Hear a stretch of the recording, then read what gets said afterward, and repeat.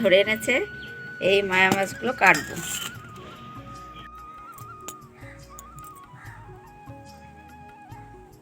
এই যে মায়া মাছ কেটে ধুয়ে নিয়েছি, এবার লবণ দিয়ে নিলাম, হলুদ, মাছটা ভালো করে মাখিয়ে নেব। এবার তেল দিলাম, তেলটা গরম হয়ে গেছে, এবার মাছ কটা দিয়ে দেবো।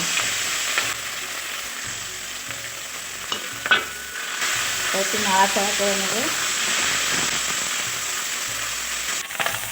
মাছ এক পাশ ভাজা হয়ে গেছে, এবার উল্টে দেবো। পেঁয়াজ, লঙ্কা আর সর্ষে সেটা বেটে নিয়েছি, এবার মাছে দিয়ে দেবো। এবার একটু নাড়াচাড়া করে খানিকক্ষণ ফুটবে, 5 মিনিট মতন ফুটবে। এবার একটু লবণ দেবো, হলুদ দেবো, দিয়ে মাছটা নাড়াচাড়া। মাছ পুরো ফুটে উঠেছে, এবার ধনেপাতা দিয়ে দেবো।